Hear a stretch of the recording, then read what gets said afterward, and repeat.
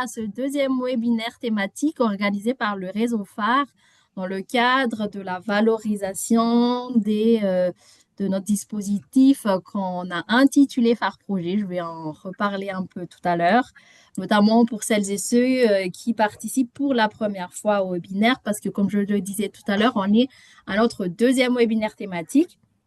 Donc, il y en a un qui était sur l'agroécologie de la formation il y a 2 semaines. Je profite encore pour rappeler que on est au deuxième et on aura encore deux autres le 9 avril et le 23 avril sur deux thématiques. Pour rappeler un peu le contexte, notamment pour ceux qui sont un peu nouveaux, nouvelles, euh, le réseau phare a lancé en 2022 un appel à projet à destination de structures de formation dans ces pays membres, donc dans les 19 pays qui sont membres du réseau phare, pour accompagner ces acteurs-là dans la mise en œuvre d'un projet de formation sur des thématiques euh, diverses et variées, mais qui tournaient notamment autour d'ingénierie de formation, investissement pédagogique, des thématiques aussi transversales telles que l'agroécologie, l'insertion des jeunes. Et à travers cet appel à projet, on a accompagné donc 15 porteurs de projets depuis 2023 jusqu'en 2025 dans 9 pays du réseau. Et la clôture de ces projets-là a été faite fin 2025. L'année 2026, on est plutôt dans une phase de valorisation de ces expériences et de capitalisation aussi de ce processus qu'on a intitulé Phare Projet. Et, euh, et donc, dans ce cadre-là, on organise une série de webinaires thématiques justement pour permettre à ces porteurs de projets de partager leur expérience autour d'une thématique donnée. Donc, à chaque webinaire thématique, il y a trois de nos porteurs de projets sélectionnés pour qu'ils puissent nous partager un peu ces expériences. Donc, euh, l'objectif global de ces webinaires, c'est d'ailleurs ce que je viens de dire, c'est valoriser les résultats de ces phares projets parce qu'il y a des résultats impactants qu'on a recensés à travers ces dispositifs. C'est de croiser des expériences autour d'une thématique pour que le porteur de projet puisse partager leurs meilleures pratiques, leur apprentissage, aussi peut-être des leçons tirées de leur expérience pour en inspirer d'autres personnes qui souhaiteraient travailler dans, dans le même domaine. Et nous, au réseau phare, ce type d'activité nous permet aussi de maintenir le partenariat avec ces porteurs de projets et continuer, enfin, poursuivre notre rôle d'accompagnement, donc d'accompagnateur. Pardon. Et donc aujourd'hui, on se retrouve autour de la thématique de l'intégration du genre dans la phare, à travers notamment trois expériences. Un projet de stage agroécologique à destination des apprenants des instituts techniques agricoles dans la province du Congo central, donc en République démocratique du Congo, porté par notre partenaire Jeune Congo. Ils vont se présenter aussi à tour de rôle dans leur intervention respective. Un deuxième projet réalisé au Maroc sur la sauvegarde de l'abeille jaune saharienne à travers la formation portée par la coopérative apicole COPAC. Donc, représenté par Monsieur Mohamed, il va se présenter aussi tout à l'heure. Et un troisième projet de formation au sein des fermes écoles qui sont membres d'un réseau des jeunes producteurs et professionnels agricoles au Togo, représentés ici par Assignou. Euh, Ces trois projets, on va dire, par rapport à la thématique, n'ont pas forcément au début, n'ont pas visé spécifiquement la question genre. Ce ne sont pas des projets dédiés pour le genre, mais comme vous allez le constater tout à l'heure, c'est des projets vraiment aussi de formation, mais qui, à la fin, enfin, en tout cas, pendant la mise en œuvre et d'après les résultats qu'on a pu avoir à la fin ont quand même montré un traitement de la question ou de la problématique du genre très important. D'où leur intervention ce jour pour nous partager comment ils ont fait concrètement pour prendre en compte ces spécificités de la formation des filles et des femmes. Alors, le déroulement sera un peu différent du précédent pour ceux et celles qui ont pu assister au premier webinaire. Nous allons dans un premier temps laisser un temps aux trois porteurs de projet de nous présenter très brièvement en quoi consistait leur projet de manière globale. Et après, les interventions seront articulées autour de trois questions qui sont axées sur le genre. Et à tour de rôle, ces trois participants vont aussi intervenir. Je tiens à préciser qu'aujourd'hui, je co-anime cette session avec ma collègue Audrey Sirvente, qui est chargée de mission aussi à la direction exécutive du réseau phare et qui est notre référente genre. Je vais la laisser aussi se présenter avant les intervenants tout à l'heure. Et bien sûr, mes deux autres collègues qui seront présentes, Marie et Marie, qui, qui sont là, qui ont préparé le webinaire avec nous, mais qui vont du coup pas forcément intervenir directement dans le webinaire, mais elles sont présentes. Et moi-même, pour ceux et celles qui ne me connaissent pas encore, je suis Nyondo. Je suis chargée de mission à la direction exécutive du réseau phare.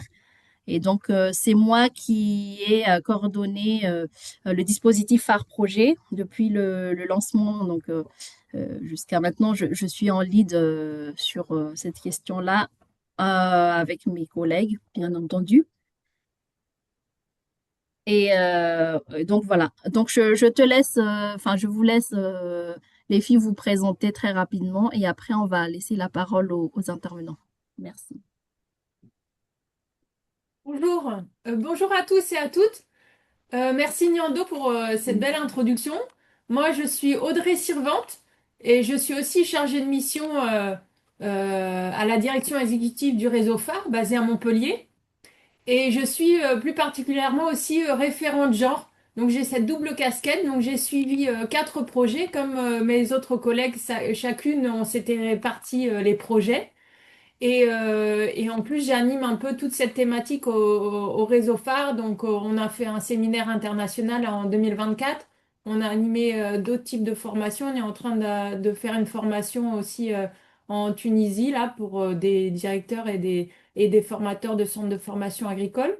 Voilà. Et donc, voilà, je vais co-animer avec Niando ce webinaire qui porte sur cette thématique.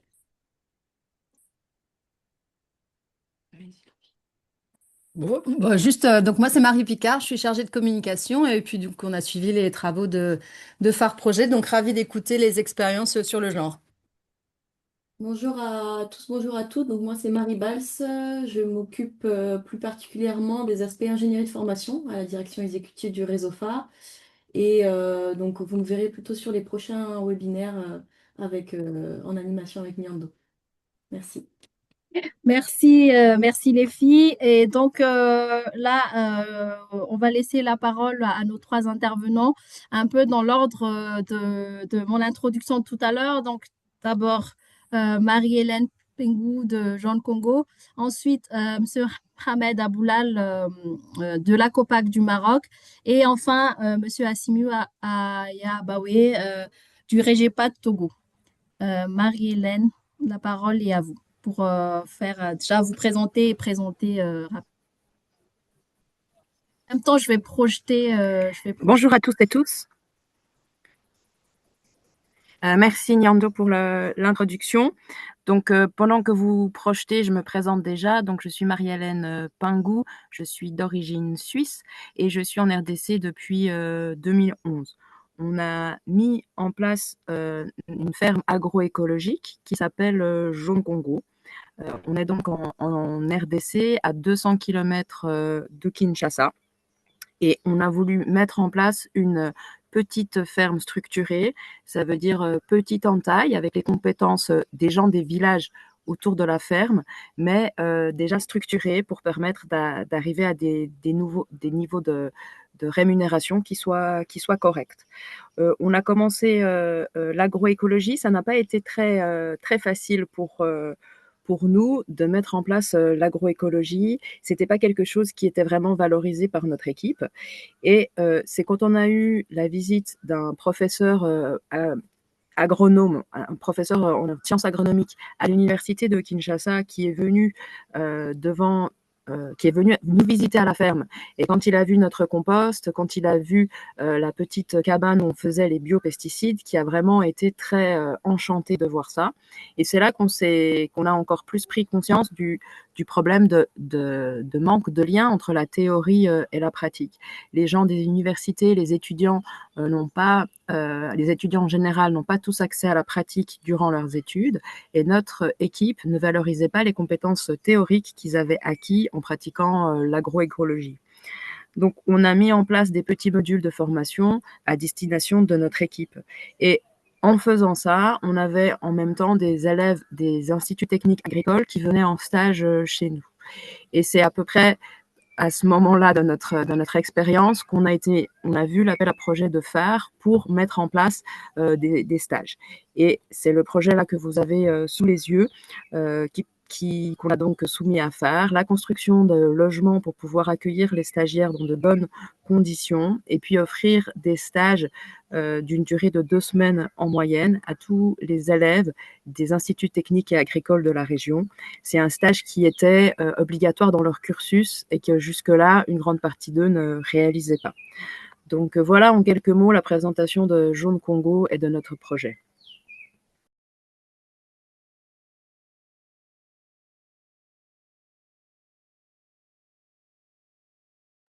Merci beaucoup, Marie-Hélène, pour cette présentation. Donc, on va directement enchaîner avec la présentation de la COPAC pour Monsieur Mohamed.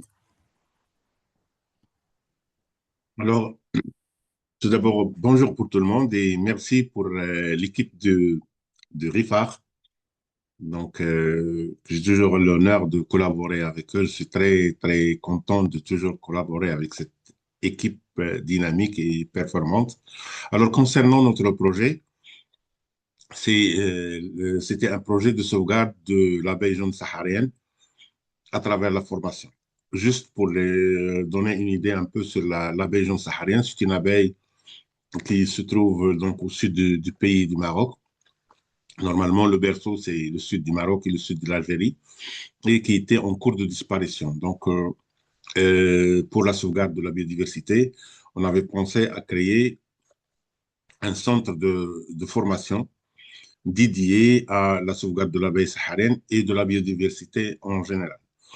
Donc, et de là, donc, on avait eu un partenariat public-privé dans lequel on a eu la chance d'avoir un centre, un grand centre de 12 hectares et demi et qui est équipé de logements qui étaient en ruine et qu'on a aménagé pour qu'on puisse vraiment faire des logements qui accueillent les stagiaires qu'on reçoit au niveau de la formation.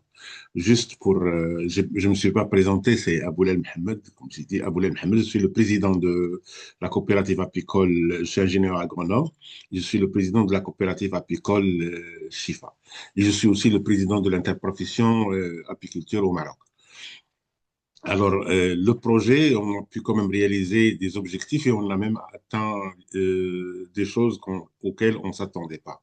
Donc, les objectifs étaient de sensibiliser les populations pour la sauvegarde de l'abeille jaune saharienne et de faire des formations pour renforcer leur capacité à mettre en place des projets générateurs de revenus. Et de là, il y a un lien indirect pour sauver, je dirais, l'abeille jaune saharienne, qui est une abeille qui résiste au changement climatique et qui peut butiner jusqu'à 50 degrés. Donc, comme vous le savez, l'abeille est une abeille, si l'abeille disparaît, l'humanité va disparaître. Et nous, on considère que sauvegarder cette abeille qui peut butiner à 50 degrés est un moyen aussi de sauver l'humanité. Les résultats qu'on a eus, on a eu des résultats très, très probants. Donc, on a formé trois cohortes, trois niveaux de bénéficiaires. donc avec un total de 128 participants. Et là, avec 56 femmes, et là, le pourcentage était presque de 44%. Il faut dire qu'au début du projet, on n'avait pas mis l'accent sur le genre, quoique dans notre stratégie, il y a l'application de l'approche genre pour impliquer les femmes. Mais vis-à-vis du RIFAR, on a peur de ne pas pouvoir réaliser nos objectifs et on n'a pas trop parlé du genre.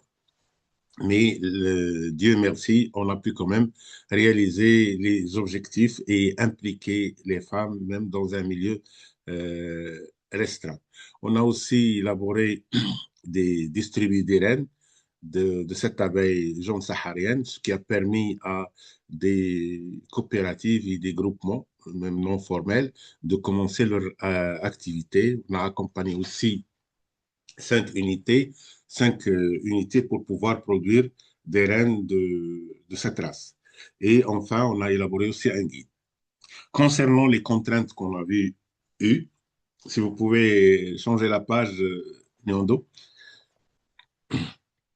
Alors là, concernant les effets de changement, donc, comme je venais de dire, on a vu quand même on a pu impliquer même timidement, une initiation à l'implication effective des femmes dans le développement local.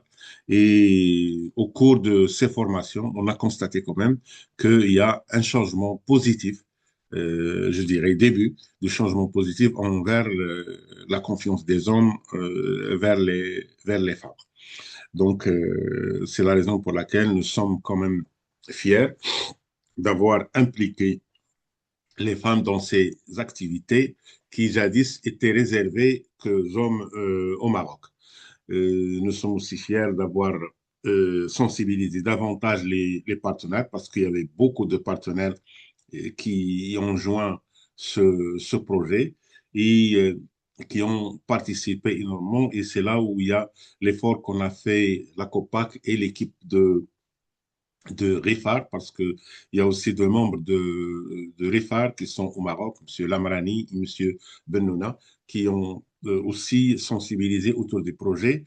Et ça aussi, ça nous a aidé à mobiliser, à que les partenaires s'approprient le projet et ils ont contribué considérablement donc au projet. Donc avec le budget, on a mobilisé quand même du budget en parallèle des partenaires, ce qui nous a permis de respecter vraiment les engagements qu'on avait eus vis-à-vis de notre réseau REFAR. Ben, il y a une question qui a été posée. Quelles sont les choses dont vous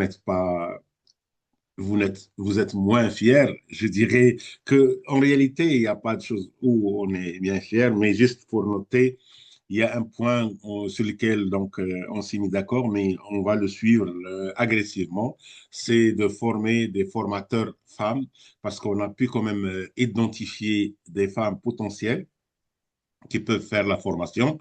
Et nous sommes toujours en contact avec elles. Ils ont participé à quelques autres formations, mais on n'avons pas encore fait une formation, je dirais, structurée et destinée aux formateurs. Je pense que, cas échéant, on va avoir un financement de la FIMAP, dont je suis le président, cas échéant. Donc, on pourra les former et continuer donc notre activité parce que la stratégie et la vision de la COPAC, c'est s'inscrire dans la durabilité. Merci, Mohamed. Donc, continuez. Oui. Là, c'était que la présentation c'est la première partie, donc on va revenir effectivement sur le cœur du sujet, mais déjà dans cette partie présentation introductive, vous avez déjà touché un peu le sujet, et merci beaucoup. Donc là, je passe la parole à notre troisième intervenant, Assimiou du Régipa du Togo, pour que lui aussi, il puisse à son tour nous présenter très rapidement son projet avant de passer à la thématique du genre. Nassimi aussi à vous.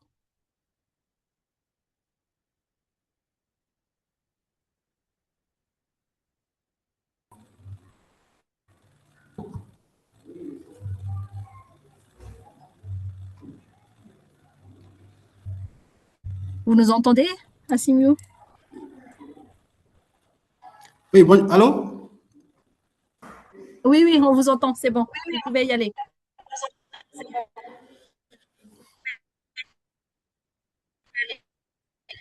Bonjour à tous.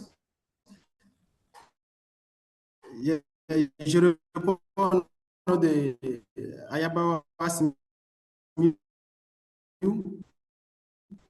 Je suis le coordinateur du réseau des jeunes producteurs et professionnels.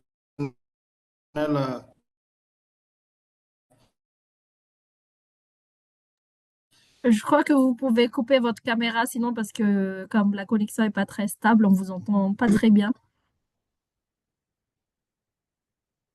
Du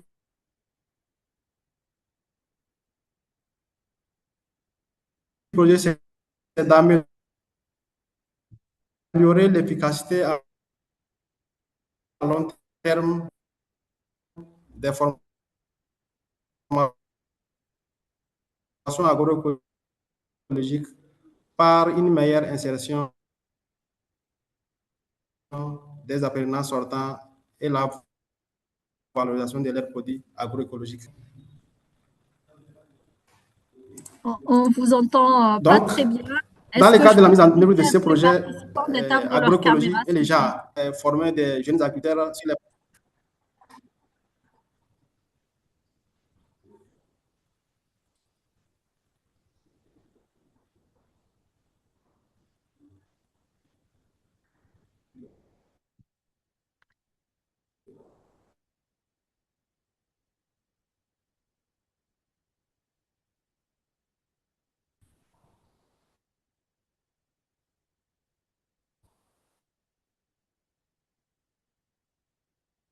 Assimio, vous êtes toujours avec nous, on vous entend plus du tout.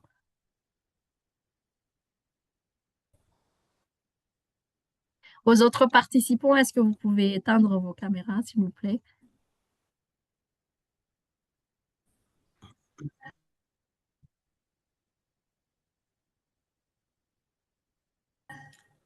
Allô?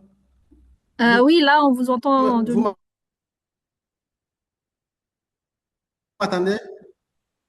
Oui, on vous entend. Les Allez-y, réessayez. réseaux instables. La connexion. Oui, je disais que dans le cadre de ce projet, nous avons travaillé sur la thématique. Nous avons travaillé sur la thématique du genre dans les formations agroécologiques, notamment à travers l'élaboration des curricula de formation sur la gestion des exploitations agricoles et l'entrepreneuriat féminin. Et ce curricula comportait euh, euh, euh, 18 modules. L'idée, c'était de pouvoir intégrer au-delà des pratiques que nous avons, que les femmes, formation sur l'autonomisation économique de la jeune fille et femme en milieu rural. Au-delà de l'élaboration de ce curricula de formation, nous avons formé 102 jeunes agriculteurs sur les pratiques agroécologiques et la gestion des exploitations agricoles, dont 22 filles et femmes qui ont bénéficié de ces formations à travers le réseau de 12 fermes écoles agroécologiques.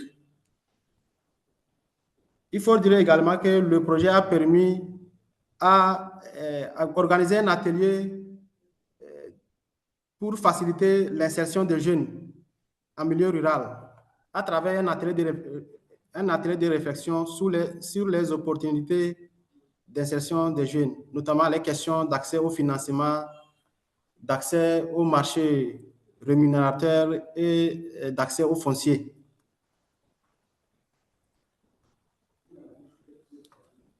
Donc, il faut dire également que parmi les maîtres formateurs des fermes, nous avons fait un effort pour pouvoir prendre en compte la question du genre. Parce que parmi les 12 formateurs, il y a une femme formatrice. Comme nous savons très bien que la question d'intégration du genre dans la formation agricole et rurale est une chose qui n'est pas une chose aisée, ce n'est pas facile de pouvoir encourager les femmes à animer des sessions de formation en agroécologie. Mais au niveau de l'EGEPAT, nous avons une femme formatrice qui anime des sessions de formation, que ce soit à l'endroit des jeunes femmes et à l'endroit des jeunes hommes.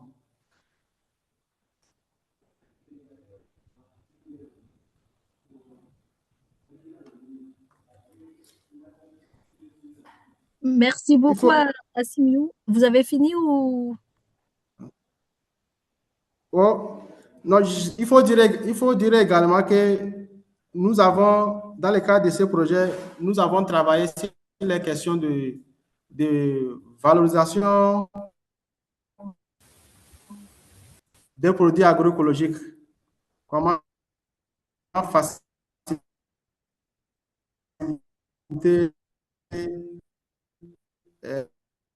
les femmes et les jeunes à avoir accès à un marché rémunérateur des produits agroécologiques.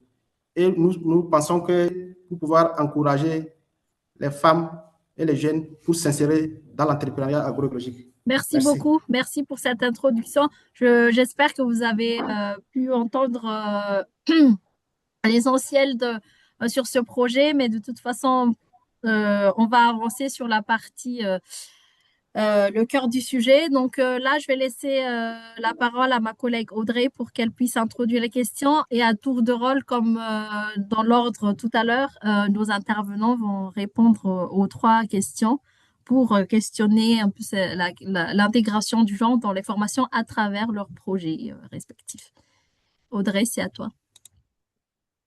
Alors, la première chose qu'on a envie de savoir, c'est dans le cadre de vos projets, dans votre contexte, quelles sont les difficultés particulières des filles et des femmes que vous avez constatées? Alors, Jaune Congo, peut-être, vous pouvez commencer par répondre à cette question. Oui, très bien. Merci pour la question, Audrey. Merci. Donc, quand la problématique du genre s'est posée à nous, c'est vrai qu'on était un petit peu, dans un premier temps, un peu dépourvus. C'est-à-dire qu'on avait une équipe qui était faite de 30 personnes, dont 2 femmes, qui étaient confinées, si on peut dire, à la cuisine, avec un peu des tensions entre leur travail et le reste de l'équipe. On avait aussi dû se battre pour que les personnes qui venaient comme journaliers, qu'ils soient hommes ou femmes, soient payées la même chose, qu'ils soient payés en fonction des heures de travail, de la journée de travail, et pas en fonction de leur genre. Donc, et comme je disais avant, on avait aussi du mal à tirer l'équipe vers l'agroécologie et aller dans ce sens-là. Donc,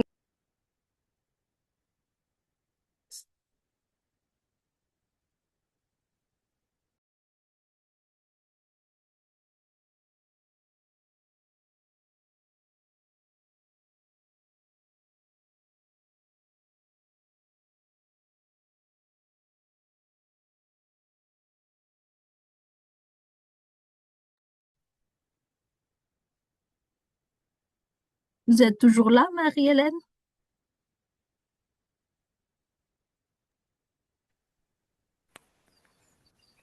En tout cas, juste en attendant qu'elle revienne, vraiment, je rappelle que Jaune Congo, au départ, c'était vraiment pas un projet qui était centré sur le genre. Et voilà, et au fur et à mesure, dans le déroulement du projet, on a parlé de ça parce qu'il y a eu des contraintes, des problèmes spécifiques qui se sont posés. Et puis, on en a parlé ensemble avec l'équipe de Jaune Congo. Et on a réfléchi, voilà, à la meilleure manière dont on pouvait répondre à ces questions et favoriser un peu la prise en compte du genre dans les activités du projet, c'est-à-dire pour favoriser les stages la réalisation de stages d'étudiants dans les instituts techniques agricoles de la région où est basé Jeune Congo. Alors, je ne sais pas si Marie-Hélène, tu nous as rejoints. Oui, je ne sais pas si vous m'entendez à nouveau. Oui, c'est bon. C'est bon. Donc effectivement, pour rebondir sur ce que tu disais, ce que vous disiez, Audrey, nous, c'était comme un défi supplémentaire d'intégrer le genre quand on a commencé à en parler avec l'équipe de phare.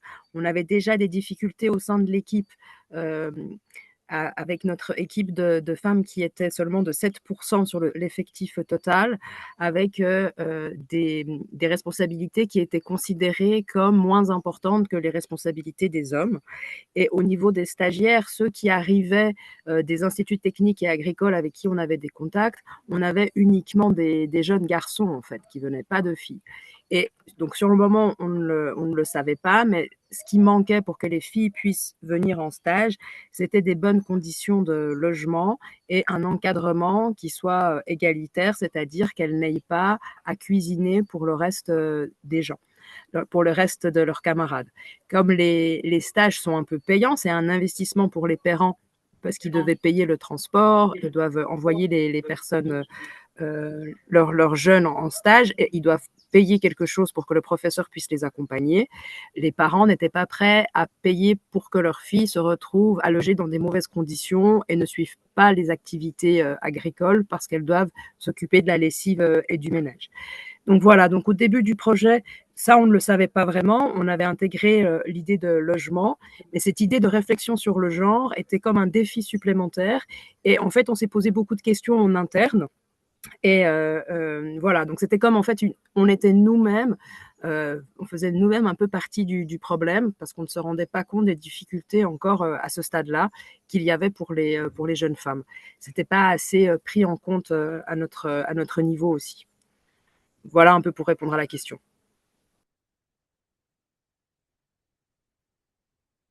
Voilà, là c'est quand même intéressant parce que intégrer le genre, c'est exactement ça. C'est-à-dire que au départ, on a un objectif qui est là dans le cas du Jaune Congo, c'est de faire participer que des stagiaires des ITA fassent des stages pratiques pour que leurs connaissances théoriques qu'ils ont appris dans leur formation sur l'agroécologie, ils le testent en milieu réel. Donc ça, c'est bien l'objectif de Jaune Congo, mais on voit que sans s'en rendre compte, s'ils n'avaient pas pris en compte cette question du genre, ils seraient passés à côté un peu de leur objectif parce qu'ils auraient eu que des stagiaires hommes, alors que voilà, les hommes représentent peut-être 50% grosso modo de la population. Et donc, ils seraient passés un peu à côté de leur cible, en tout cas une partie de leur cible. Donc là, c'est vraiment intéressant, ce projet. Ça nous permet de voir qu'en ayant un petit peu un œil un peu attentif sur les femmes, quelles sont leurs problématiques, quelles sont les difficultés auxquelles elles font face dans notre propre contexte. Donc là, c'était dans cette ferme, et ben, il y avait des problèmes de conditions d'accueil des filles, de responsabilité de certaines tâches, etc., de valorisation aussi de leur travail, ben, tout ça, ça faisait des freins. Donc, et en attaquant ces causes profondes, finalement, Jaune Congo a pu améliorer la situation. Donc, merci pour ce témoignage. Donc, on va passer au troisième intervenant pour répondre à la même question sur quelles sont les contraintes et les difficultés particulières des filles et des femmes que vous avez constatées dans votre contexte, vous, au Régepat, COPAC.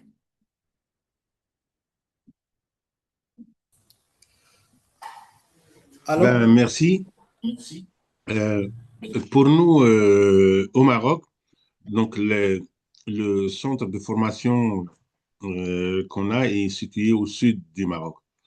Donc, alors, le sud, comme vous le savez, il est moins développé que le nord. Et le milieu, il est très, très réservé. C'est un milieu un peu patriarcal et très réservé. Ce qui fait que l'application du genre était vraiment une tâche très, très difficile à cause de ce contexte local. En plus de ça, donc l'activité, je dirais, apicole, vu un peu que ça nécessite un peu un travail parfois de force et aussi des déplacements, des transhumances qui s'effectuent aussi la nuit, ce qui laisse les hommes qui détiennent le pouvoir jusqu'à présent, qu'ils réservent cette activité à eux-mêmes, et parce que elle est génératrice de revenus et tout ce qui est, je dirais, juteux, généralement, les hommes s'accaparent de ça. Donc, aussi, donc, vu que tous ces enjeux locaux, pour faire participer les filles ou les femmes, ils doivent être accompagnés pendant la formation. Ça aussi, c'est une grande contrainte parce que si on va vraiment appliquer ça, et le nombre de participants va dépasser ce qu'on a prévu dans le cadre du programme. Et ça, c'était une contrainte qu'on avait à gérer au cours du programme qu'on a eu avec le projet REFAR. Les participantes, donc, ils sont hébergés au centre parce que nous, au niveau de notre centre de formation, c'est un centre de formation un peu qui intègre toutes les composantes, comme je dis, intègre toutes les composantes. C'est-à-dire que au lieu d'avoir des formations en salle sans vraiment avoir la possibilité de toucher aux abeilles, au terrain, et à toutes les conditions qui vont avec en matière de plantation et tout ça. Nous avons créé un centre qui intègre toutes les composantes et où le bénéficiaire des formations peut avoir des formations en salle et à côté de la salle, il y a aussi des abeilles, des ruches qui sont destinées à la démonstration, des ruches qui sont destinées à la récolte et tout ça, et pour pouvoir assurer une formation de qualité. Donc, les participants hébergent au niveau du centre et restent pendant la formation au niveau du centre de formation. Et là, donc, ça nous rajoute aussi une autre contrainte que les maris ne voient pas ça d'un bon œil que leur femme ou leur fille héberge donc, dans un centre sans leur présence. Donc, en même temps, une des grandes contraintes, c'était un peu le niveau de scolarisation qui était hétérogène. Et bien sûr, donc le niveau de scolarisation, il aide quand même à changer les mentalités. Et c'est une des choses qu'on a eu comme problème pour intégrer, pour intégrer les filles dans ce projet. Voilà un peu les contraintes, disons, constatées dans notre contexte au Maroc. Merci. Merci Marmen. On voit que c'est aussi beaucoup de contraintes, un peu d'ordre qui relèvent un peu des normes socioculturelles. Donc c'est vraiment important d'en parler. On voit aussi les différences avec Jeune Congo. Là, c'est un contexte différent, donc une activité qui est masculine à la base et donc qui est génératrice de revenus, mais plutôt réservée aux hommes. Donc on voit les difficultés que ça comporte. Et puis il y a toujours ces problèmes un peu qui relèvent des conditions des conditions logistiques aussi d'accueil des filles ou des femmes. Bon, là, en l'occurrence, c'est des femmes avec ce problème d'hébergement au centre et qui nécessite aussi l'accord des maris. Donc, c'est intéressant de voir ces différents types de problèmes et puis on va parler plus tard de comment vous avez essayé de répondre à toutes ces difficultés. Merci, Marmen. On passe la parole à Régepat, à Signou. Comment vous avez, quelles sont les contraintes et les difficultés particulières des filles et des femmes que vous avez constatées dans votre projet?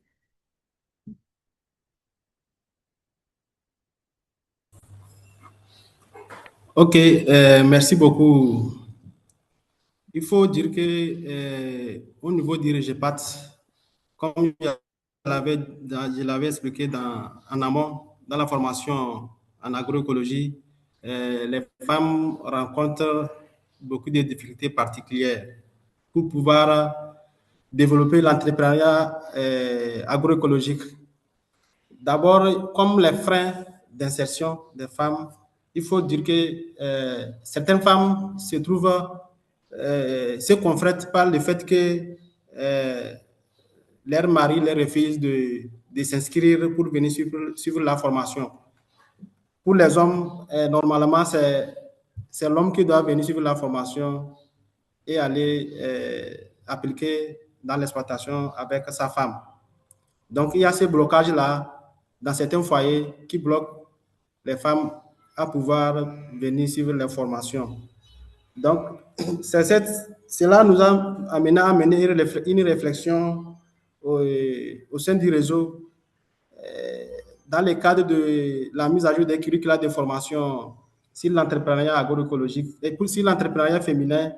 Nous avons introduit un module de formation sur le genre et l'autonomisation économique de la femme.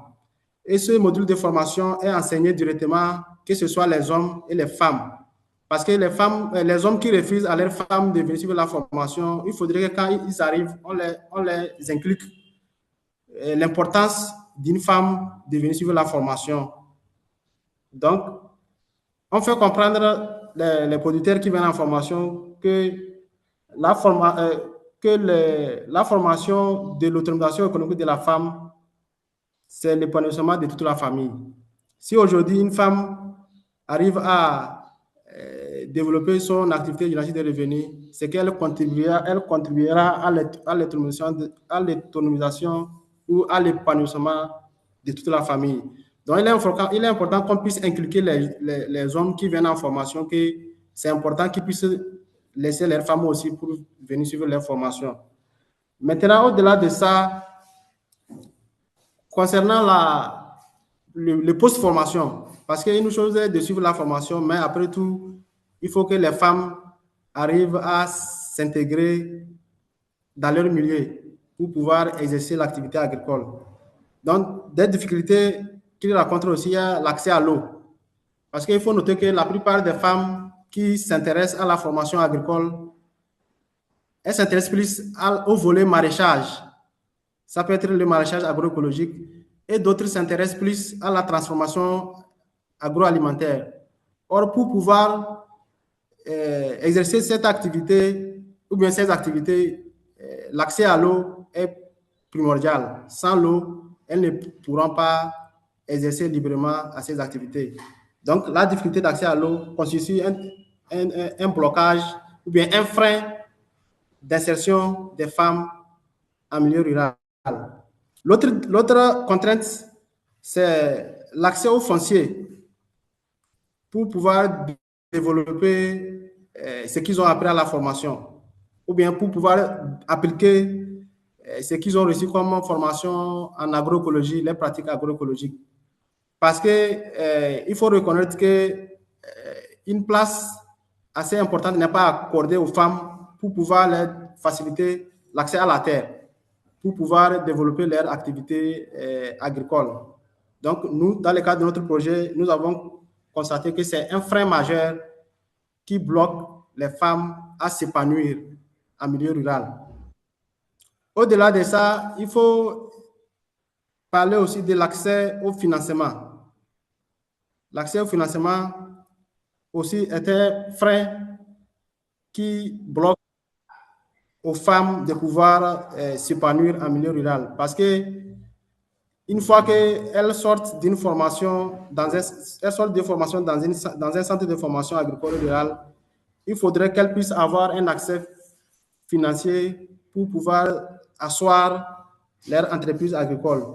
Et souvent, certaines femmes se bloquent par rapport au financement. L'autre défi, c'est l'accès au marché pour pouvoir commercialiser leurs productions agroécologiques. Vous n'êtes pas sans savoir qu'aujourd'hui, une chose est de produire et une chose est de pouvoir commercialiser. Et les femmes qui font des efforts à intégrer l'agroécologie dans leur exploitation agricole, que ce soit dans les maraîchages et autres, ils trouvent des difficultés pour pouvoir vendre leurs produits à un marché rémunérateur. Et nous, au niveau des Réchapat, on pense que c'est un frein pour les femmes. Donc, c'est pourquoi nous sommes en train de mettre en place des mécanismes, des stratégies pour pouvoir accompagner les femmes qui se sont lancées dans l'entrepreneuriat agroécologique pour pouvoir avoir accès à des marchés rémunérateurs. Je pense que c'est les contraintes que nous avons relevées lors de la mise en œuvre de notre projet au profit des femmes et filles, surtout en milieu rural. Merci.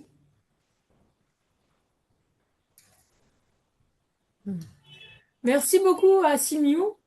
Ton témoignage est très intéressant parce que jusque-là, effectivement, on n'avait pas encore parlé des problèmes de foncier, du financement, qui sont des problèmes qui sont des problèmes récurrents et assez, entre guillemets, plus faciles à voir quand on parle des premières difficultés, contraintes des femmes et des filles au niveau de l'accès à l'installation agricole, etc., pour s'insérer dans une activité agricole. Donc, c'est des choses voilà, qu'on retrouve très souvent, qui sont beaucoup soulignées aussi dans toutes les ressources sur lesquelles on a travaillé au réseau phare, ressources sur lesquelles on va revenir après tout à l'heure avec Nyando. Merci à Simio. On va passer à la deuxième question. Sauf si Nyando, on avait prévu de faire un temps de questions-réponses tout à la fin. On reste sur cette configuration, Nyando? Oui, tout à fait. Donc du coup, on va enchaîner directement avec la deuxième question. Maintenant qu'on a bien vu les difficultés et les contraintes dans chacune de vos contextes, on a envie de savoir, alors qu'est-ce que vous avez fait avec toutes ces difficultés et ces contraintes spécifiques? Est-ce que vous avez été amené à prendre des dispositions particulières pour favoriser la participation des filles et des femmes à votre projet? Alors, Jaune Congo, Marie-Hélène, on te laisse la parole. Bonjour. Oui. Donc, du coup, pour nous, on avait déjà inclus de faire un logement supplémentaire pour le projet. Et puis, on avait aussi inclus que nos cuisinières allaient cuisiner pour les stagiaires. Donc ça, c'était des conditions qu'on avait inclus dès le début du projet. Et on a commencé à accueillir les stagiaires de ces instituts techniques pour le projet phare en décembre 2023.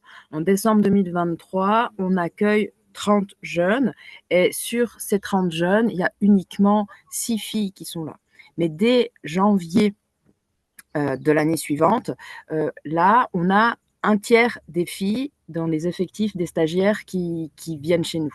Et donc, on s'est rendu compte d'une différence tout de suite, c'est parce que ces instituts techniques sont assez proches les uns des autres, les préfets, les directeurs se parlent, et donc, c'était répandu comme une traînée de poudre, que chez nous, tout le monde était bien logé et que les filles n'avaient pas à cuisiner pour le reste du groupe. Donc, on a vu directement qu'on avait plus de filles qui étaient présentes, ce qui nous a beaucoup intéressés parce que, comme je disais, on avait prévu ces activités, mais sans se rendre compte de l'impact qu'elles avaient sur le genre, car on ne comprenait pas encore bien les enjeux. C'est surtout, en fait, l'évolution s'est aussi faite au sein de notre équipe. On a donc renforcé l'équipe de la cuisine, vu qu'on devait cuisiner pour des stagiaires. On avait une quinzaine de stagiaires qui étaient chez nous. On avait aussi des fois des stagiaires autres que ceux du projet phare. Donc, ça avait sens d'engager une cuisinière supplémentaire. Et cette cuisinière, en fait, on l'a choisie qu'elle ait plus de connaissances théoriques, qu'elle sache mieux lire, mieux écrire, mieux compter, qu'elle puisse faire elle-même les budgets de la cuisine. Et en fait, d'avoir cette dynamique-là avec quelqu'un, bien que femme, mais qui était mieux formé, a permis de professionnaliser le département de la cuisine. Ça a, dans un premier temps, fait un peu peur à certains des chefs d'équipe qui voyaient un peu d'un mauvais œil cette espèce de prise de pouvoir par les femmes, d'autant plus que la nourriture, c'est pas anodin. Donc, qu'est-ce qu'elles allaient faire avec les budgets? Comment est-ce que c'était géré?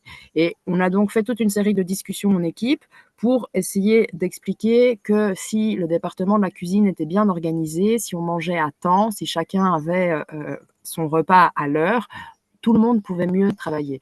On a discuté sur le fait qu'on avançait à la vitesse du plus lent d'entre nous et que si on avait un département qui était trop à la traîne, finalement, tous les autres départements étaient aussi perdants. Et en faisant en fait ces discussions-là dans l'équipe, on a permis en fait de comprendre les dynamiques qu'il y avait au sein de l'équipe, d'améliorer un peu les choses, de voir que c'était pas forcément un problème de homme ou de femme, mais de qui avait le pouvoir sur quoi et comment est-ce qu'on travaillait en équipe.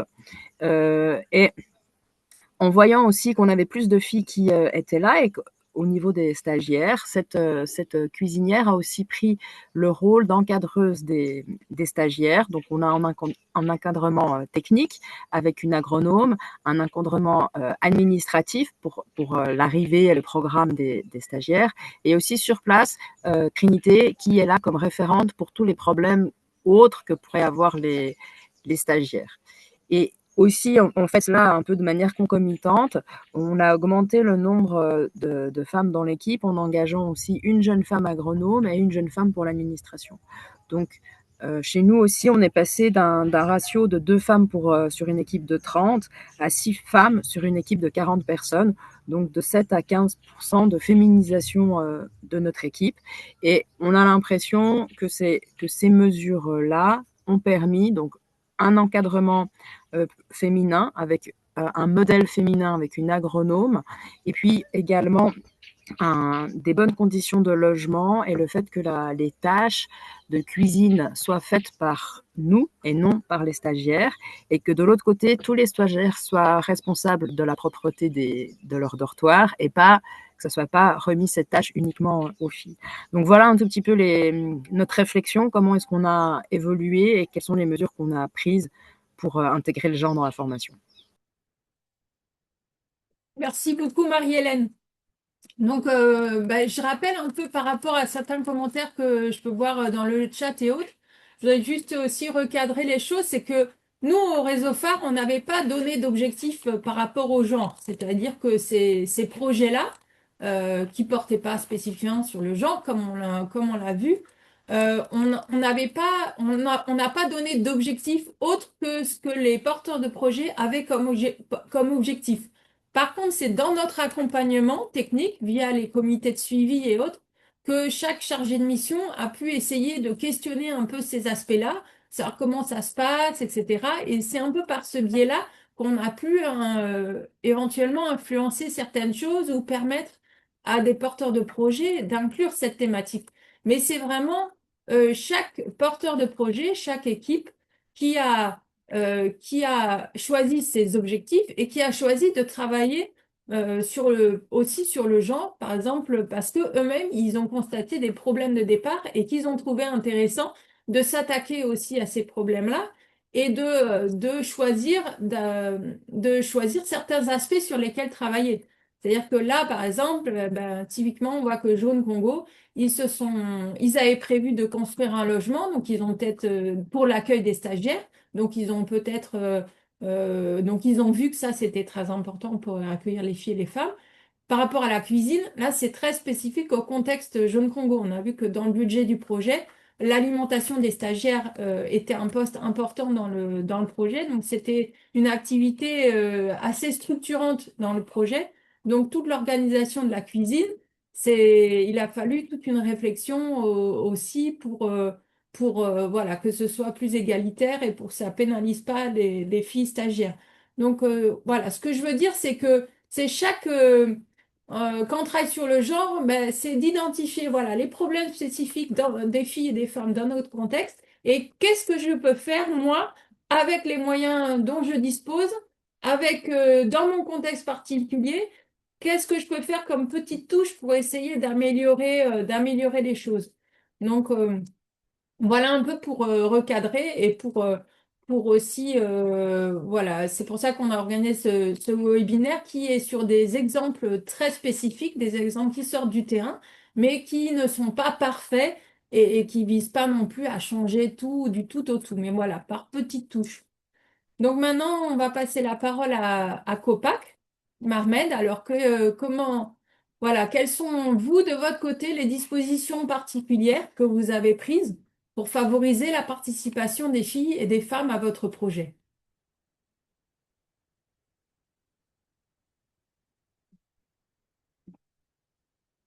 J'avais pas débloqué mon.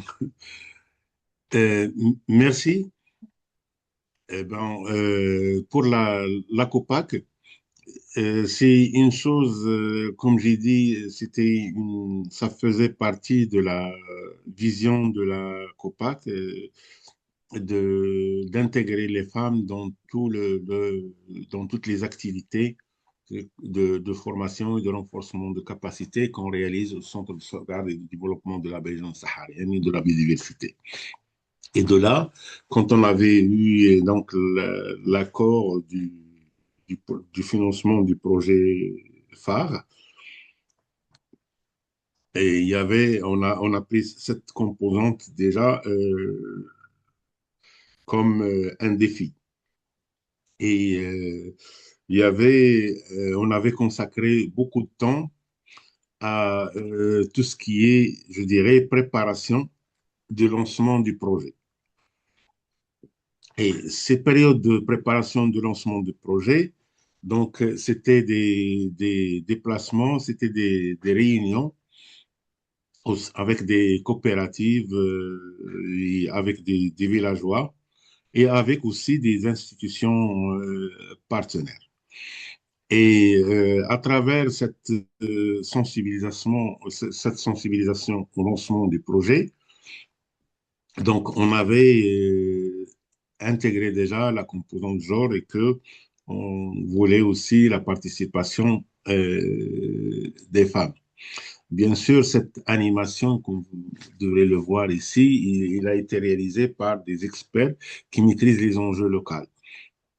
Donc, j'ai fait partie aussi de cette équipe qui se déplaçait sur le terrain parce que la communication avec la population compte beaucoup parce que il faut les écouter, mais aussi il faut comprendre ce qui n'est pas dit, et comprendre aussi leurs réticences et les choses qu'ils ne déclarent pas, etc. Donc, le fait qu'on les a sensibilisés sur le projet, sur un peu l'impact que ça peut avoir sur toute la famille et que donc ça va renforcer les capacités de leurs filles ou de leurs garçons ou de leurs femmes.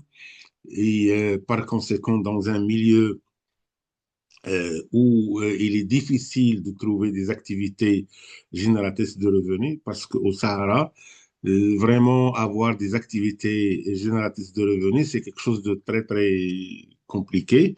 Et parfois, si on trouve des activités, donc il faut attendre plusieurs années pour tirer le fruit.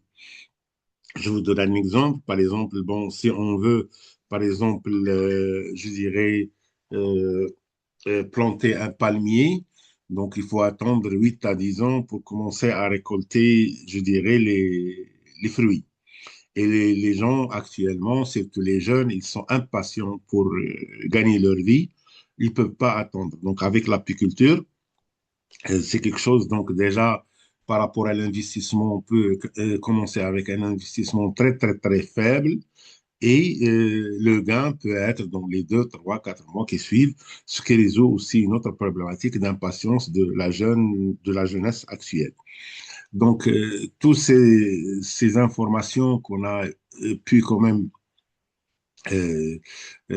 diffuser auprès des populations, auprès des coopératives, a motivé pas mal de maris, pas mal de femmes aussi leaders dans les villages, parce qu'on a ciblé aussi les femmes leaders, parce que généralement, chaque village, il y a des femmes sages auxquelles on fait confiance et qu'on écoute, etc. Elles étaient ciblées dans ce genre d'activité qu'on a réalisé pour la préparation du projet. Bien sûr aussi, donc, non pas, comme j'ai dit, seulement la population, mais aussi toutes les institutions, nos partenaires, qu'on avait demandé qu'ils soient ambassadeurs de ce projet et qu'ils nous aident à réaliser notre mission. Et enfin, ça a été concrétisé avec un atelier où on a regroupé le maximum de personnes et des personnes aussi influentes et influentes.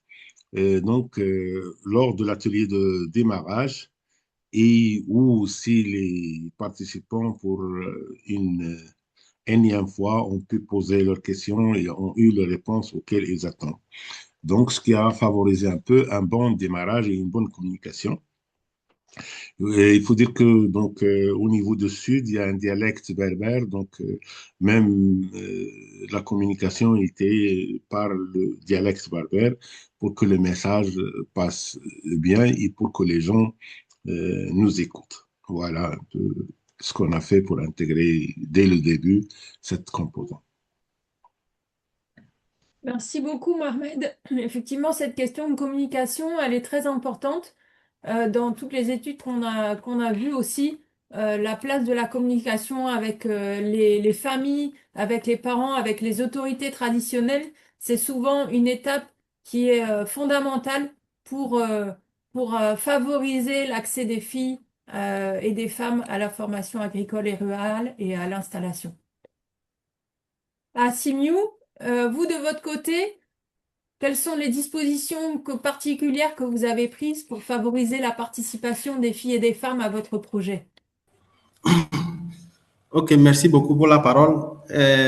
Au niveau du REGEPAT, il faut dire que dans un premier temps, lorsque le réseau phare nous a accordé de recruter un assistant de projet pour pouvoir accompagner la mise en œuvre du projet, nous, au niveau de REGEPAT, l'équipe technique était composée uniquement que des hommes. Et on s'est dit que c'était une opportunité pour pouvoir faire partie de notre équipe technique une femme, faire de l'inclusion. Donc, du coup, dans l'appel à candidature pour le recrutement de l'assistant technique, il faut dire que nous avons mis en avant des conditions pour pouvoir favoriser des femmes de postuler à ce poste. Et finalement, c'est une femme qui a été recrutée comme assistante technique pour accompagner la mise en œuvre du projet. Et ce qui a renforcé notre équipe technique du REGEPAT, qui est composée des hommes et au moins une femme. Donc, je pense que c'est des dispositions que nous avons prises pour encourager la participation des filles et des femmes à notre projet. Secondo, il faut dire que pour nos formations en agroécologie, parce que dans le cadre des projets, nous avons eu à organiser une formation des jeunes en agroécologie. Et dans l'appel à candidature pour le recrutement des apprenants, nous avons également mis en accent des critères pour pouvoir favoriser des jeunes filles femmes pour postuler à cet appel à candidature afin de pouvoir suivre les formations. Donc, il faut dire que nous avons reçu au total pour l'appel à candidature, nous avons reçu au total 162 postulants pour pouvoir suivre la formation. Et parmi les 170 postulants, nous avons enregistré 40 femmes. Donc, ça faisait 120 hommes et 40 femmes. Donc, du coup, dans le dépouillement, il y avait certaines qui ne répondaient pas aux critères requis. Donc, nous avons travaillé à ce que sur les 102 femmes, sur les 102 jeunes que nous devons former, nous avons travaillé à ce que lors du dépouillement, lors de la sélection des jeunes à former sur les pratiques agroécologiques, nous avons fait en sorte qu'au moins il y a une représentativité des femmes. Donc, du coup, sur les 102 femmes, sur les 102 jeunes, nous avons formé 22 femmes. Donc, nous, pour le GEPAT, nous, on s'est dit que c'est la première fois qu'on a vu de l'engouement autour de l'appel à candidature pour la formation en agroécologie. Parce que pour les formations passées qu'on avait organisées depuis 2021-2022, vous allez voir que sur 100 jeunes à former, vous allez trouver peut-être 10 jeunes filles, femmes, ou même moins de 10. Donc, pour nous, au niveau de l'EGPAD, c'est un acquis. Si nous avons arrivé à avoir au moins un nombre un peu plus ce que nous en avons dans les années passées. Donc, au-delà de ça, il faut dire également que nous avons mis un accent sur l'élaboration d'un curriculum de formation sur la gestion des exploitations agricoles et l'entrepreneuriat féminin. Parce que avant, les formations que nous donnons, c'est plus lié sur l'agroécologie. Et lors de ces projets financés par les réseaux, on se dit qu'il est important qu'on puisse accorder une attention particulière sur les questions d'entrepreneuriat des jeunes filles et des jeunes femmes. Et c'est ce qui nous a amené à élaborer ce curriculum en agroécologie.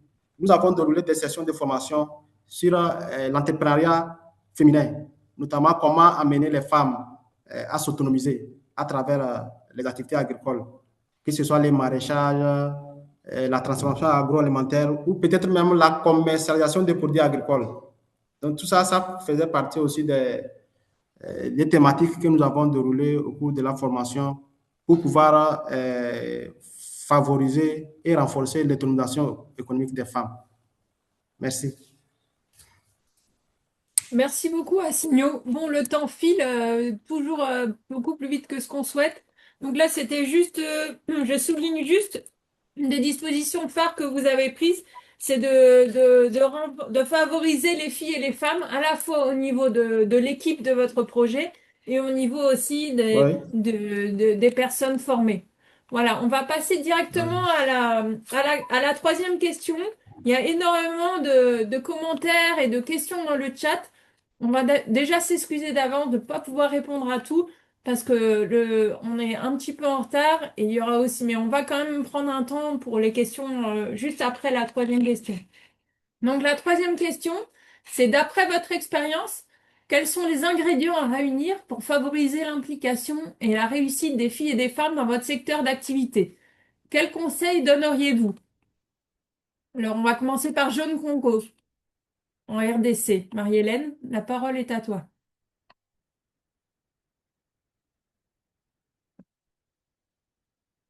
Marie-Hélène, tu nous entends?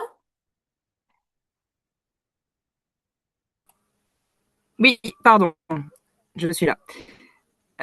Donc voilà, donc nous, ce qu'on s'est rendu compte, c'est que les conditions logistiques et le fait de traiter finalement tout le monde la même chose, donc de ne pas assigner les jeunes femmes à un rôle durant les stages, c'était ça qui était vraiment le point fort qui nous avait permis de pouvoir capter tous les effectifs des classes, soit les garçons et les filles ensemble.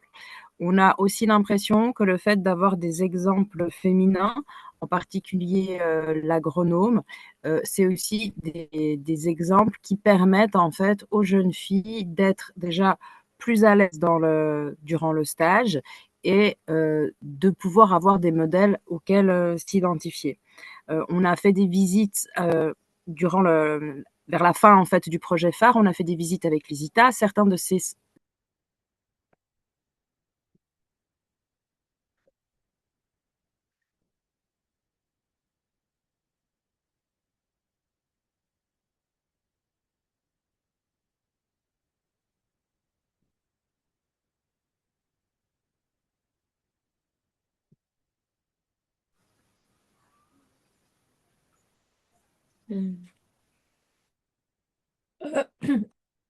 Marie-Hélène, si jamais tu n'es plus connectée, on va donner la parole directement à la COPAC. Comme le temps, on est un petit peu en retard et que le temps file très vite, on te redonnera peut-être la parole après. Elle est pas là. Ça marche, très bien. Ah non, vas-y, si tu es là, vas-y, termine. Si tu nous as rejoint, vas-y, termine. Voilà, donc nous, on a l'impression que dans le secteur où on est, qui est le maraîchage, de manière agroécologique, donc sans achat de produits coûtants, peut vraiment séduire un public féminin. Et là, avec la fin du projet phare qui permettait de prendre en charge une partie des frais de transport et tous les frais de nourriture, malgré que cet appui est terminé, on continue d'avoir des jeunes qui viennent en stage, autant de filles que de garçons, enfin les effectifs complets des classes. Et je ne sais pas si vous voulez directement passer à la 4e slide ou si c'est pour plus tard. Oui, Donc, dans les vas-y, résultats qu'on a Marie-Hélène, eus, donc vas-y. 35% des femmes, donc c'est l'ensemble des effectifs dans les classes, parce qu'il y a toujours un peu plus d'hommes que de femmes dans les ITA. On a aussi la féminisation de notre propre équipe, mais finalement, la réflexion que je voulais partager avec vous, c'est qu'au début, intégrer le genre, c'était un défi et c'était comme quelque chose qui nous semblait problématique et difficile à cerner. Et finalement, ça a été transformé en un atout en renforçant les compétences de l'équipe de la cuisine, en montrant aussi à toute notre équipe à nous que la cuisine nous permettait d'accueillir des stages, donc était une source de revenus.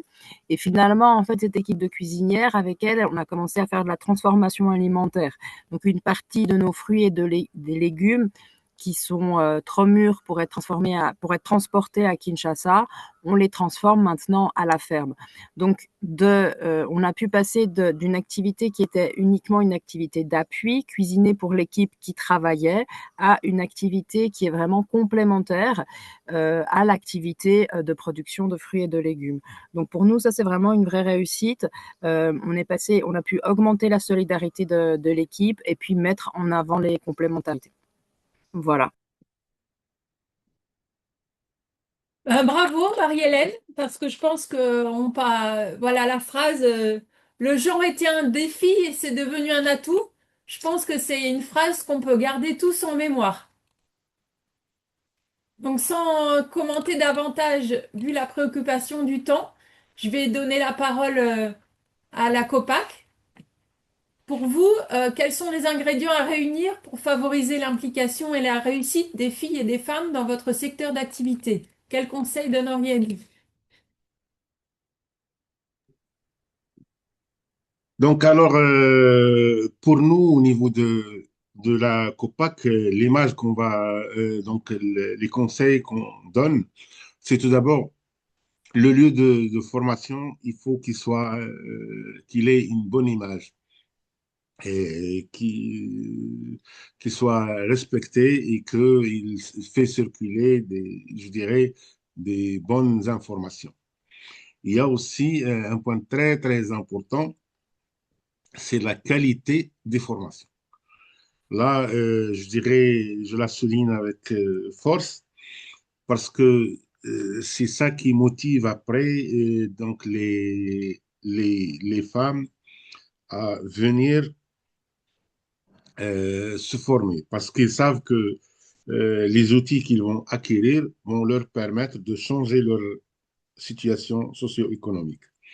Donc, ce n'est pas des formations, je dirais, académiques, genre faculté ou quelque chose, mais c'est des formations vraiment pratiques, et théoriques et pratiques, mais qui leur permettent de transformer tous leurs acquis rapidement en source de financement. Donc ça, c'est très important. Cette question d'échange et d'organiser des visites au lieu de formation par des personnes influentes, que ce soit homme ou que ce soit femme. Donc, quand je dis influente, dans le sens global, parce qu'il y a des femmes parfois qui sont écoutées, même si leur niveau social n'est pas très, très important, mais ils sont écoutés par la population et ils peuvent leur recommander de faire des formations de ce genre. Donc, impliquer des animatrices qui ont eu l'habitude de travailler avec les femmes et qui ont vraiment une connaissance du terrain et des enjeux de l'implication des femmes dans ce genre d'activité. Aussi, il faut impliquer des femmes, je dirais, importantes Pourquoi? Parce que donc généralement, quand on applique des femmes importantes et qui viennent faire la formation, il y a toutes les femmes qui disent, oh bon, même la femme telle a participé et tout ça, il a bénéficié, donc il est mieux que nous dans le rang social, etc. Il a participé à la formation, donc ils la suivent en tant que modèle. Donc, vous pouvez passer à la page suivante. Donc, juste, je veux signaler un point important pour nous au Maroc, c'est un peu euh, essayer de gérer cette question d'effet de masse des filles. Par exemple, vous allez à un village, donc si vous dites, par exemple, on va prendre juste une fille, la probabilité d'avoir une fille est faible. Mais parfois, s'il y a un groupe de filles, donc euh, généralement, soit les maris, soit les parents sont un peu plus confiants de laisser trois ou quatre filles du village aller participer donc aux formations. J'insiste toujours sur le fait de communication et d'avoir une maîtrise de contexte local parce que parler avec la langue et avec l'esprit profond des localités, ça permet d'avoir la confiance et par conséquent réussir à intégrer les femmes dans le processus de renforcement de capacité. Et il y a aussi les lieux d'hébergement. Les lieux d'hébergement, ils doivent être séparés. Donc, nous, au niveau de la COPAC, on a des hébergements dans des logements assez séparés, avec une très grande discipline connue par le centre.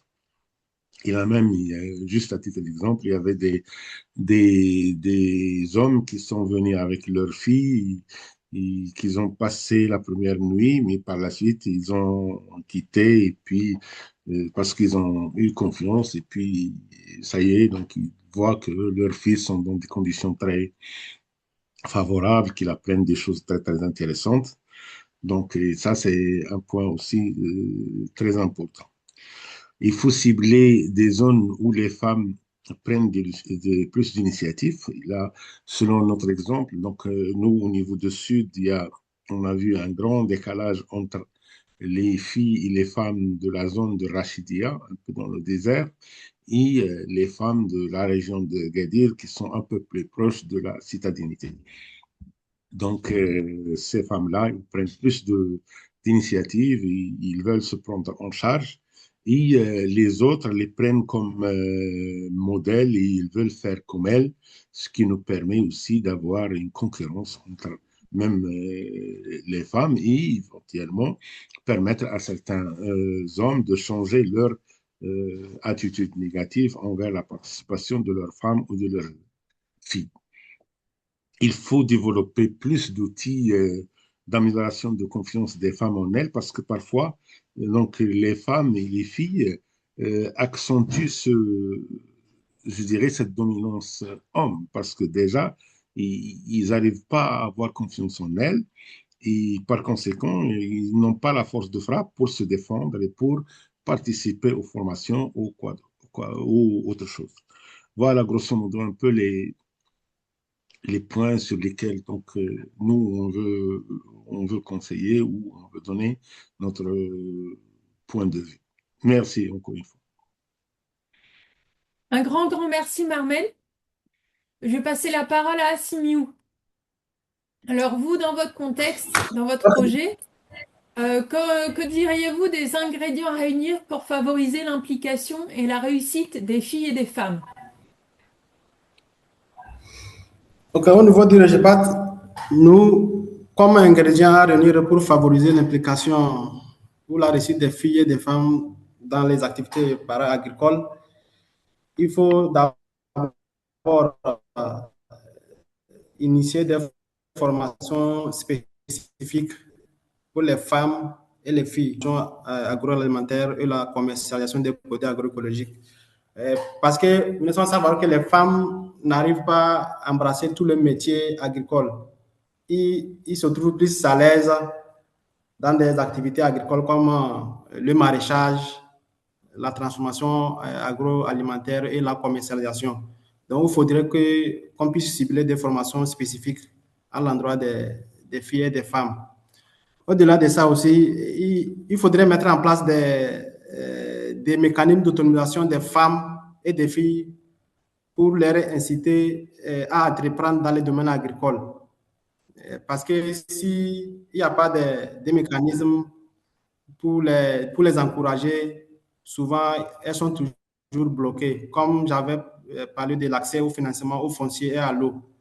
Donc, il faudrait qu'on puisse mettre en place des mécanismes qui vont permettre à ces femmes-là, après les formations, qu'elles puissent s'intégrer facilement dans leurs activités para-agricoles. Aussi, il faudrait euh,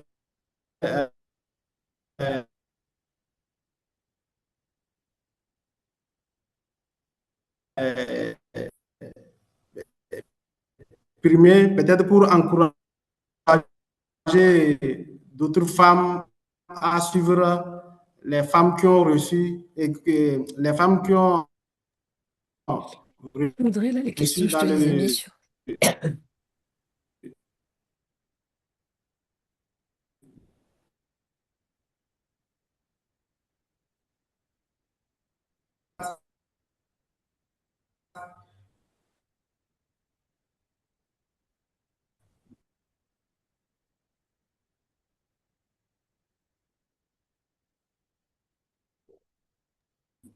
nous on trouve important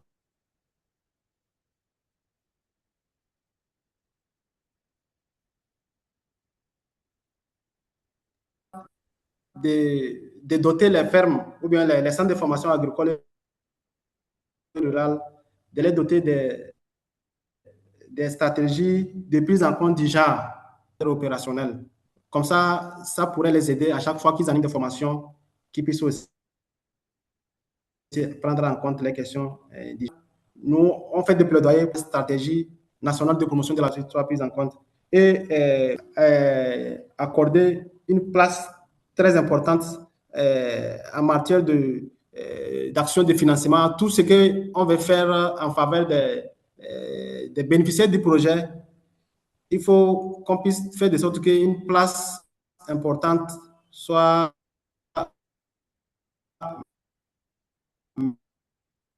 mettre au profit des jeunes filles et des femmes. Donc voilà, au niveau des GEPAT, ce que nous pensons qu'on peut réunir pour pouvoir favoriser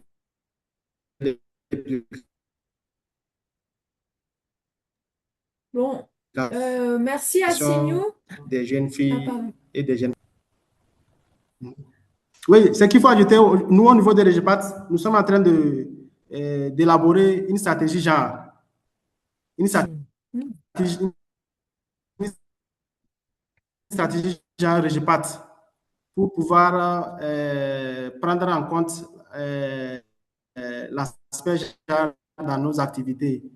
Et c'est la coopération allemande dans l'élaboration de cette stratégie genre-là. Merci. C'est ce que j'avais voulu compléter. Merci beaucoup à Signou pour ce témoignage. Félicitations pour que tout ça, ça aboutisse à l'élaboration d'une stratégie genre aujourd'hui et qu'en plus vous ayez trouvé du financement pour la faire vivre, pour la mettre en œuvre. Bravo. Donc là, vous avez beaucoup parlé de l'importance de la prise en compte des besoins en formation des femmes et aussi de prendre des mesures spécifiques, que ce soit pour favoriser le foncier, le financement, etc. Donc là, ce que je voulais juste pour un peu clôturer, entre guillemets, pas clôturer le webinaire, mais un peu clôturer cette partie sur les questions-réponses et puis pour répondre aussi à beaucoup de questions qu'on a eues dans le chat. En fait, le réseau phare a beaucoup travaillé sur cette question de la prise en compte du genre dans la formation agricole et rurale. Donc, je vous invite notamment à consulter toutes les ressources qui ont été produites dans le cadre du séminaire international sur le genre et la formation agricole et rurale qui s'est déroulé en 2024 en Côte d'Ivoire. Donc, il y a énormément de ressources. C'est un séminaire qui a été organisé avec le Gender Innovation Lab de la Banque mondiale. Il y a un policy brief qui a été publié. Et il y a aussi il y a tout un rapport qui présente tout le déroulé du séminaire, toutes les ressources. Il y a effectivement, il y a aussi un diagnostic, il y a aussi un outil d'élaboration d'un diagnostic genre pour un centre de formation agricole et rurale qui a commencé à être élaboré de manière participative au séminaire international et qui a été finalisé par notre équipe. Donc, ça faisait partie des questions qu'on a retrouvées dans le chat. Donc, j'insiste sur la disponibilité en ligne de cet outil. On vient de publier aussi un phare théma sur cette question. Donc, c'est un dossier thématique qui traite de cette question-là en croisant aussi des expériences de pays membres du réseau phare. Il y a aussi un web documentaire qui parle de cette question-là. Donc, vous pouvez suivre à travers le parcours de 3 femmes qui viennent de différents pays d'Afrique. Vous suivez leur parcours, donc, et à travers ça, vous avez accès à des ressources et vous découvrez un peu petit à petit tous les problèmes auxquels elles sont confrontées, mais aussi les leviers dont elles bénéficient, les leviers qu'on peut actionner pour améliorer cette situation. Donc, il y a énormément de ressources sur notre site internet que je vous invite très fortement à aller consulter. Voilà, Peut-être, ouais. j'en profite juste aussi pour rappeler que la présentation qui a été faite et le replay sera aussi partagé à partir de demain. Donc, Ouais. vous retrouverez tout ça et toutes les ressources que vient de citer Audrey seront partagées. Voilà, merci Marie pour cet ajout très important. Donc maintenant, je pense que Nyando, la place est aux questions ou tu veux dire un mot supplémentaire? Non, comme le temps file, on va directement passer aux questions. Et comme le disait tout à l'heure Audrey, nous nous excusons par avance. C'est toujours un peu frustrant dans des webinaires sur une thématique qui intéresse aussi les gens de ne pas avoir suffisamment de temps d'échange, enfin, toutes questions. Mais enfin, comme vous avez on va vous partager aussi les contacts des intervenants. Donc même après le webinaire, vous pouvez aussi les solliciter pour des questions. Mais on va peut-être prendre quand même une série, au moins une question par intervenant. Et il y avait pas mal de questions déjà posées sur le chat. Alors, je sais plus qu'est-ce qu'on priorise. Il y a deux mains levées. Est-ce que On a déjà répondu un peu à certaines questions. Je pense qu'on peut D'accord. prendre les questions. Ok, donc on va donner la parole au docteur Aranda, enfin dans l'ordre un peu de l'affichage, hein, je prends. Et Merci. après, Jean-Marie Agossou. Merci beaucoup. Moi, c'est le docteur Ahanda. J'ai été directeur technique Afrique de la FAO, Food and Agricultural Organization. J'ai été à Accra. Je m'occupais des 54 pays de l'Afrique. Et nous avons organisé, n'est-ce pas, un atelier agroécologique au Sénégal, un atelier international. Donc, moi, ça me fait plaisir le travail que vous abattez. Vraiment, c'est très, très bien. Ça me fait plaisir.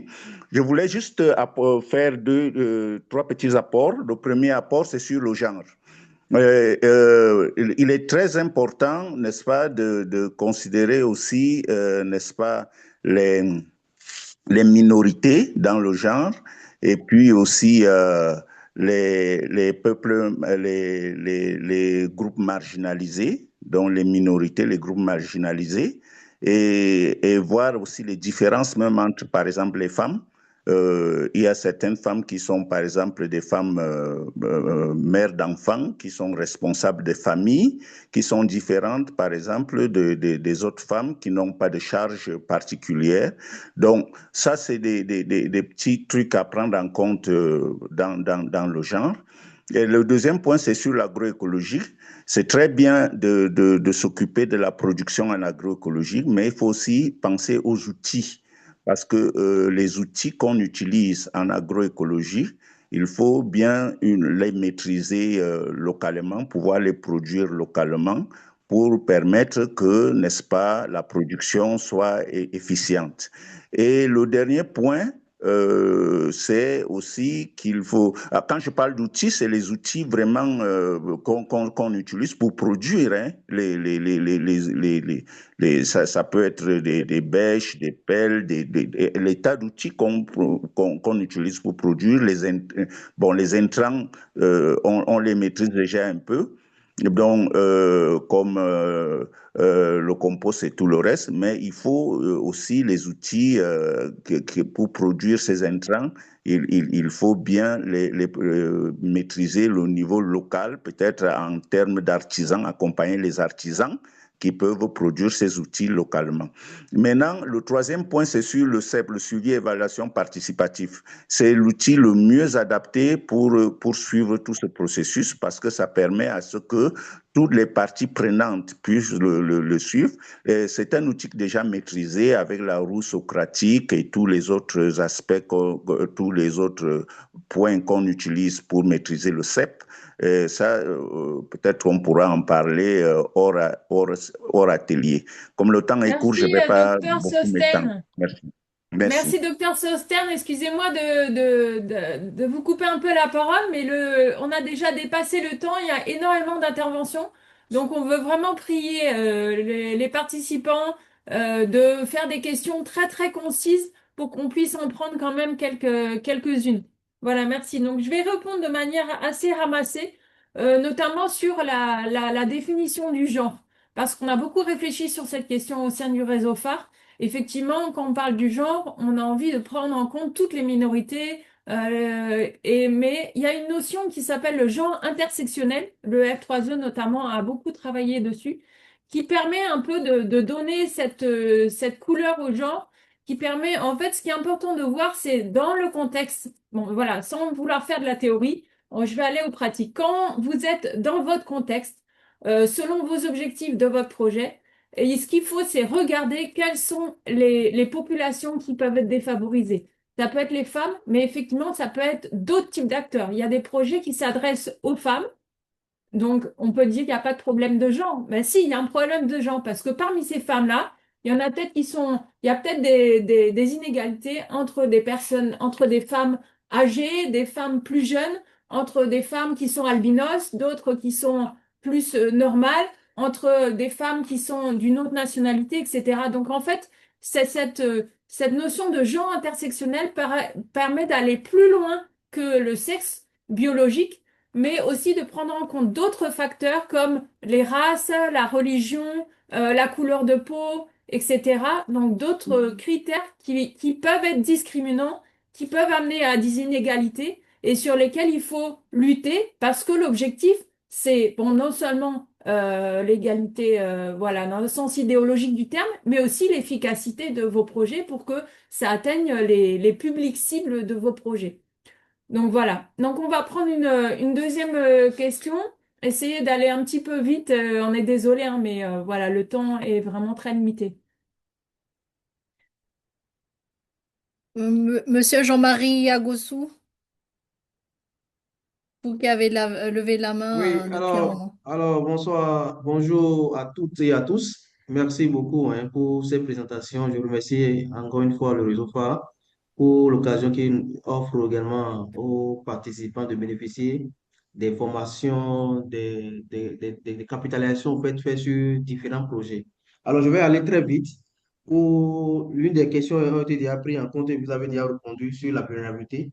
Et l'autre question pour moi, c'est comment les projets au fait, ont arrivé à gérer au fait, les normes socio-culturelles pour la participation active au fait, des femmes et même les jeunes filles dans les formations.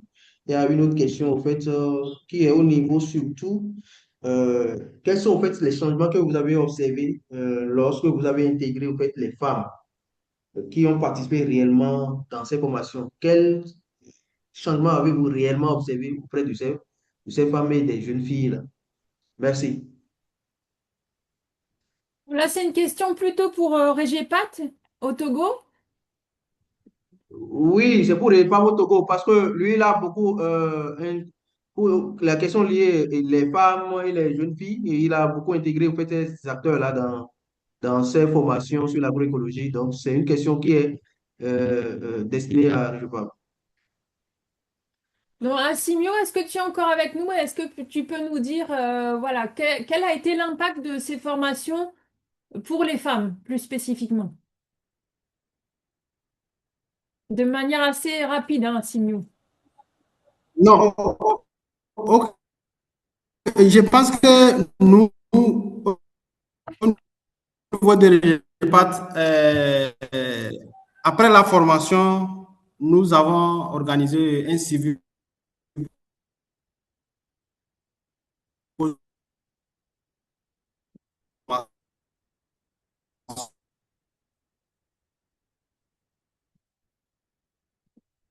Bon, malheureusement, il y a des problèmes de connexion d'Asimio. Alors, Et il faut dire que pour ces suivis post-formation, nous avons pu suivre que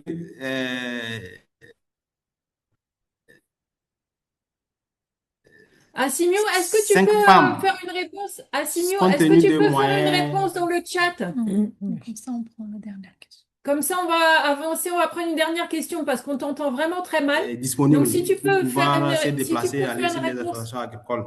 Donc, il faut Mais parce que là, je n'entends pas. se Bon, faire on va prendre, la on va FAR prendre Togo. une. Allô?